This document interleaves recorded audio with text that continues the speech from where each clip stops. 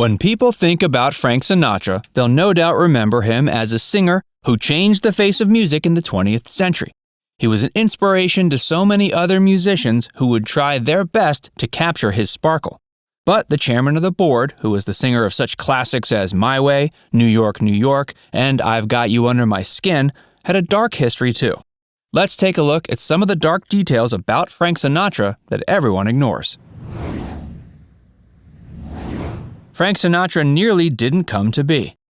Let's start at the beginning of his life. Francis Albert Sinatra was born in the kitchen of his parents' apartment in Hoboken, New Jersey, but he was nearly declared dead on arrival. Born at a staggering 13.5 pounds, Frank needed to be pulled from the womb using forceps. Frank was thought to be dead because he was blue and not breathing. However, while the doctor was treating Frank's mother, his grandmother ran him under cold water and slapped him on the back, which revived him. His birth would leave a scar on Frank for the rest of his life. The forceps that were used would leave him facial scarring on the left-hand side of his face, neck, and jaw. This would earn him the nickname Scarface. During his career, Frank would hide his facial scars with heavy makeup. Frank was not actually supposed to be called Frank. He was meant to be called Martin after his father, but a misunderstanding at his christening meant he was baptized after his godfather, Frank Garrick. The name stuck and the rest is history. Frank was the only child of Italian immigrants. His father, Marty, owned a tavern and was a part-time prize fighter, while his mother, Dolly, was a midwife who used to help women have illegal abortions. Dolly was also involved in local politics. But with his parents leading such busy lives, they were often not at home, and young Frank was often left on his own or with his grandmother. He longed for a sister or brother. All the other kids in Frank's mostly Italian neighborhood would come from large families. Frank was a man who was driven by ambition. Success didn't come easy to Frank, and his parents weren't all that supportive of him becoming a professional singer. Marty Sinatra wanted his son to get a steady job. Dolly, on the other hand, eventually came around to the idea and would help him out by buying him sheet music and sound equipment, as well as using her political sway to hook Frank up with some gigs. It was Dolly who would get Frank a spot in a local singing group, the Hoboken Four, which would put him on the path to stardom. It didn't take long for it to become obvious that Frank was the only one with real ambition in the Hoboken Four. Once the group broke up, Frank waited tables between gigs with local dance bands. His biggest break came in 1940 when famous bandleader Tommy Dorsey offered him a contract. By 1942, Sinatra's fame eclipsed Dorsey's, and Frank would look to go solo. Sinatra's biggest inspiration was Bing Crosby. Crosby's style was a huge influence on the laid-back singing style Frank became famous for. He met Bing briefly in 1935 at a club, but they didn't meet again for 10 years, by which time Sinatra was a huge star. Sinatra's fame was on the rise in the 40s, but Bing was still a hit. But while Bing had fans, they weren't the shrieking teenage girls who made up Frank's fan base. Crosby would take Sinatra's rise in popularity in stride, joking that Sinatra was the kind of singer who would come around once in a lifetime. But, quote, why did it have to be my lifetime? Following this quip, a rivalry was born. The two singers would often trade verbal blows with each other. Of course, the rivalry was played up to get more exposure. Later in their careers, the crooners would duet and star in movies like High Society. Sinatra had strong mob connections. Although it was always denied, Sinatra did have mob links. He was said to be friendly with Chicago mob boss Sam Giancana. He would regularly be seen socializing with the Fischetti brothers, who ran illegal gambling rings, and he would party with Detroit mobsters Anthony and Vito Giacalone. If Frank ever needed out of a contract or had been insulted, someone somewhere would get a visit from some of Frank's friends.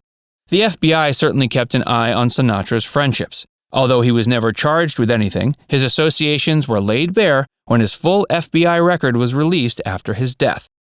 Hey, if you're enjoying this video so far, make sure you give it a like, and subscribe to Factsverse if you haven't already. And stick around for a lot more about Frank Sinatra. Frank was a friend of JFK. Sinatra was a keen supporter of the Democrats, especially JFK. It isn't known how the two men met, however Kennedy's sister Pat was married to Rat Pack member Peter Lawford. When Kennedy announced he was running for president, Sinatra used his fame to endorse JFK. He lent JFK's aides his private jet, allowed the song High Hopes to become the theme song for Kennedy's campaign, held donor dinners, and appeared on political radio ads. It was also speculated that Joseph Kennedy wanted Sinatra to use his sway with the mob and unions to help bring his son extra votes. Soon after the election, the Kennedy-Sinatra love-in turned sour. Wiretaps revealed Sinatra was having an affair with Kennedy's married sister, Pat. The recordings made it clear Frank was using Pat to sway her brothers and steer the government away from his mob friends' activities. Sinatra was known for his bad temper. He may have been the master of the romantic song, but Frank Sinatra had a violent temper. It's said during a show in Hong Kong, a missed lighting cue led to him trashing his dressing room and his hotel suite, smashing antiques in the process. Another rage attack saw Sinatra driving a golf cart through the window of a shopping mall. He had a habit of bullying venue employees and less famous entertainers. Anyone he didn't like would get beaten up by his mob friends. Stand-up comedians seemed to get it worse than anyone else. Shecky Greene, a comic, once angered Sinatra and was mobbed by some of Frank's friends. Jackie Mason joked about the age gap between Frank and his 21-year-old wife, Mia Farrow. Mason refused to stop telling jokes and shots were fired in his hotel room. Later, he had his nose and cheekbone broken. Frank Sinatra was married 4 times. Married 4 times, numerous accounts reveal Sinatra was unfaithful and controlling. His first wife was Nancy Barbato. They had 3 children, Nancy, Frank Jr., and Tina. Sinatra's infidelity caused the marriage to end. Shortly after the divorce was finalized, he remarried, this time to actress Ava Gardner. The couple would have explosive fights in public, both had affairs, and both drank heavily. They'd eventually divorce after 6 years. He went on to marry Mia Farrow, who was 30 years younger. Sinatra demanded Farrow give up acting, and she agreed. Eventually, she got fed up of the life of a housewife and took the lead role in Rosemary's Baby. Sinatra gave in and arranged a small role in his latest movie for after she was done. The filming of Rosemary's Baby ran over schedule, and Sinatra demanded she quit. She wouldn't, so Sinatra filed for divorce. Finally, he married Barbara Marx, with whom he had a Jekyll and Hyde relationship, showering her with affection and gifts one minute and screaming at her and threatening her the next. They remained married until Sinatra's death. Sinatra had depression. Sinatra was plagued by the black dog on his shoulder. Throughout his career, he had depressive bouts and even might have had bipolar disorder. On several occasions, he tried to commit suicide, once turning the gas on and putting his head in the oven, and another time with a gun. There's a story Ava Gardner tried to wrestle the gun away from him and the gun went off. Luckily, the bullet missed both of them.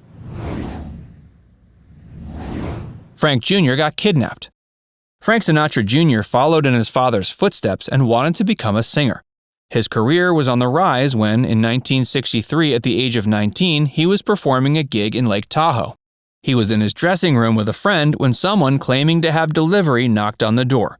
After he opened the door, Frank Jr. was tied up and blindfolded and forced out into a waiting car.